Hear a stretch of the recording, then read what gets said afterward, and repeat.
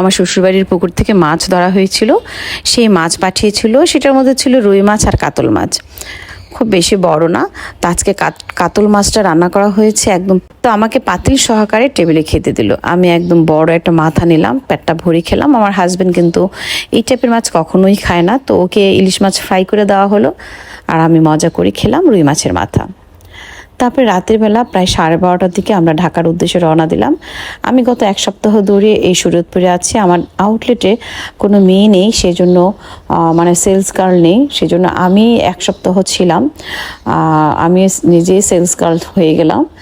আর আমার প্রতিষ্ঠান তো, নিজের প্রতিষ্ঠানের মায়াই আলাদা থাকে। যাই হোক, এই পরের দিন সকালবেলা, এটা হচ্ছে আমার বাসা।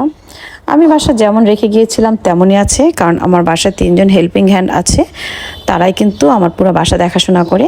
সকালে একজন আসে, তারপরে আরেকজন আসে, তারপরে দুপুরবেলা একজন আসে। আমার ছেলে মেয়ের আসলে কোনো প্রবলেমই হয় না, ওরা যেটা খেতে চায় ওরা সেটাই রান্না করে দেয়। যা নাস্তা করতে চায় তাই করতে দেয়। কখনো কখনো ওরা নাস্তা করেই না, দুপুরবেলা ভাত খায়, কখনো দুপুরেও খায় না, রাতের বেলা খায়, কখনো বাইরে থেকে অর্ডার দিয়ে খায়। তো যাই হোক, এই হচ্ছে আমার বাসার অবস্থা। তো আমার বাসায় কতগুলো বিল্লু থাকে, আমার হেল্পিং হ্যান্ডরা ওদেরকে দেখাশোনা করে। আর যা কিছু আছে সব কিছু তো ওরা একটা সিস্টেমের মধ্যে চলে এসেছে, যেহেতু অনেক দিন ধরে কাজ করে। গ্রাম থেকে আমি ডাটা নিয়ে এসেছিলাম। তারপর এই ডাটা শাকটা আজকে রান্না করা হবে, কারণ ডাটাগুলো কিন্তু একদম কচি, তো সেটা শাকগুলো কিন্তু খুব মজা হবে। এছাড়া আমি ছোট ছোট ডাটা শাক নিয়ে এসেছিলাম, তারপর লাল শাক নিয়ে এসেছিলাম, যেটা আমার বাড়ির সামনে হয়েছিল। মনে হচ্ছিল কম, কিন্তু কাছ থেকে কিন্তু অনেক শাক। আমরা আসলে এরকম করতেই পারি, যার যার গ্রাম আছে সেই গ্রামের বাড়িতে যদি এরকম চাষবাস করি, তাহলে কিন্তু প্রতিদিনের খাদ্যের যে ঘাটতিটা সেটা কিন্তু পূরণ হয়ে যায়। আর এই বস কিন্তু রাগ করে শুয়ে আছে, ওকে কেন এখনো মুরগি দেওয়া হলো না। মুরগি ভিজিয়ে রেখেছি, কিন্তু তাকে দেওয়া হচ্ছে না। আমরা শাকসবজি কেটে তারপরে মুরগি কেটে তাকে দিব। তো ওকে বললাম, তুমি তাড়াতাড়ি এগুলো কাটো, কেটে গুছিয়ে তারপর ওর জন্য মুরগি গিলা কলিজা পা এগুলো দাও। দুপুরের পারভিন আসলো, ও এসে রান্নাবান্না শুরু করে দিল।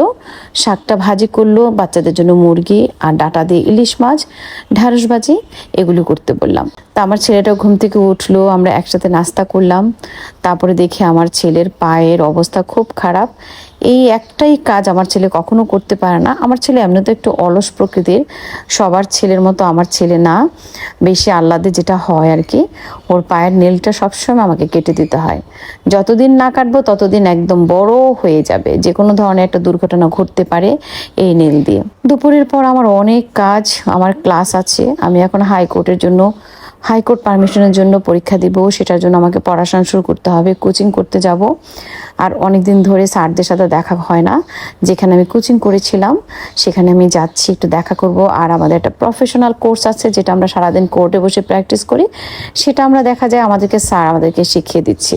সে এই বলে বসে ঘুমাচ্ছে বারান্দায়। তো ওকে একটু বললাম টাটা বাই বাই, আমি বাসা ছেড়ে যাচ্ছি, বাসায় কেউ নেই, ছেলে বের হয়েছে, মেয়ে বের হয়েছে, আর ওর বাবা ঘুমাচ্ছে। তা আমি যাই হোক একটু রেডি হয়ে গেলাম। এই ড্রেসটা আমার মেয়ে একদিন পরেছিল, তারপর তার পরবেই না কখনো। আমরা এমনভাবে ড্রেস কিনি যেটা আমার মেয়ে একদিন পরবে, বাকি সময় আমি পরবো। এই হচ্ছে।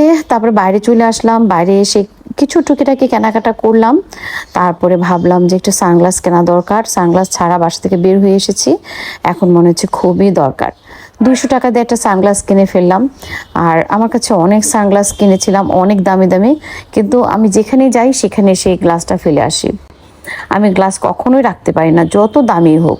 তো ভাবলাম আমার কপালে এই 200 টাকার গ্লাসই থাকবে, এইটাই আমি অনেকগুলো কিনে গাড়িতে রেখে দেবো। তো যাই হোক, আমরা স্যারের সাথে দেখা করতে আসলাম। অ্যাডভোকেট হওয়ার পর আমরা কিন্তু স্যারের সাথে দেখাই করিনি, বিশেষ করে আমি দেখা করিনি। স্যার তো আমাদেরকে একটু পরপর মিষ্টি খাওয়াতে লাগলো, পুরি খাওয়াতে লাগলো। তারপরে আমরা একটা মিটিংয়ে ছিলাম, দীর্ঘক্ষণ একটা মিটিং করলাম।